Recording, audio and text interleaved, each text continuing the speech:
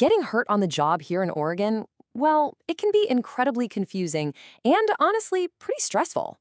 But you've got rights. So in this explainer, we're going to cut through all the confusion, skip the complicated legal jargon, and just give you a clear step-by-step guide to the workers' compensation system.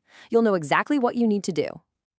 So, it happened. You got hurt at work. It's a tough spot to be in, and your head is probably swimming with questions like, what do I do now? Who am I supposed to tell? What am I even entitled to get? Don't worry, we're going to walk through the answers to all of those questions, and we're starting right now. We've broken this down into 4 really simple parts. First up, we'll figure out what actually counts as a work injury. Then, we'll get practical and go over exactly how to file your claim. After that, we'll explore all the rights and benefits you're entitled to. And to wrap it all up, we'll do a quick quiz to make sure the big points really stick. And I'll show you where you can get some expert help. Okay, first things first. What actually qualifies as a work injury under Oregon law? This is the most critical starting point because it determines if your claim is considered compensable, which is just the official term for whether you can get benefits or not.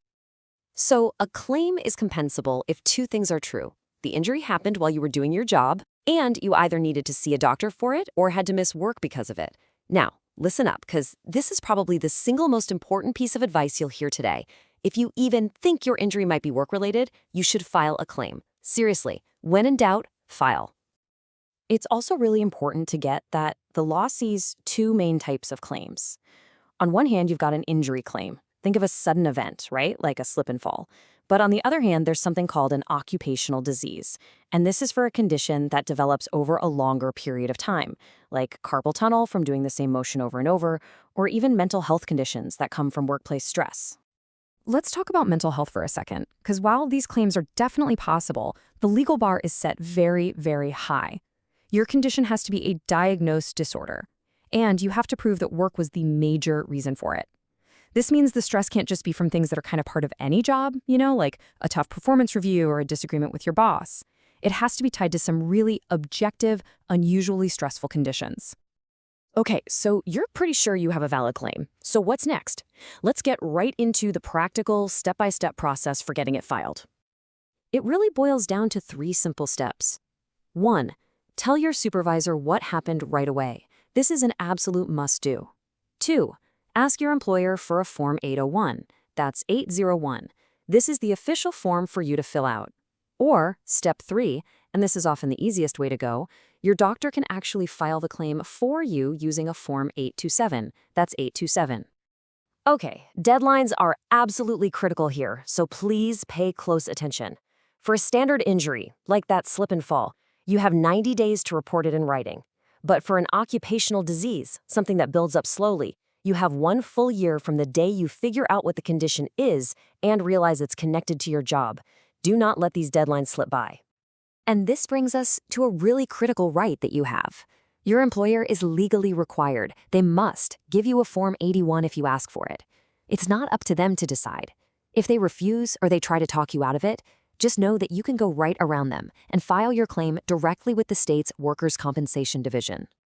Now, let's talk about the whole reason you're doing this in the first place. If your claim gets accepted, what kind of support can you actually get? Let's break down your rights and benefits. The system offers a whole range of benefits. We're talking about payment for all your medical treatment, wage replacement if you can't work, they call that time loss, and even compensation if you have a permanent disability. It can even cover job retraining if you can't go back to your old line of work. Let's focus on medical care for a moment, because this is a big one. You have the absolute right to choose your own doctor. Your employer cannot tell you who to see. You are in the driver's seat when it comes to your medical care, as long as the treatment is, reasonable and necessary for your work injury. So what if your doctor takes you off work? That's when those time loss benefits kick in. And how much is it? Well, the calculation is pretty simple. You get 2/3, that's 66 and 2/3% of your average wages while you're out of commission. And here it is. This is a huge piece of good news that a lot of people just don't know. The money you get for time loss benefits is completely tax-free. No state tax, no federal tax, nothing. This is a massive relief because it means the check you get is the money you keep. But what if your injury has long-term effects? Well, if you don't make a full 100% recovery, you might be entitled to a cash award for what's called permanent partial disability.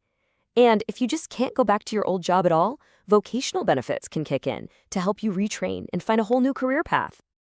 All right, we have covered a ton of ground. To make sure the most important stuff really sticks with you, let's do a super quick quiz. After that, I'll point you in the direction of some expert help. Okay, first question. For a typical, sudden kind of work injury, what's your reporting deadline? The answer is 90 days. Remember, that clock starts ticking the second you get hurt. Question number 2.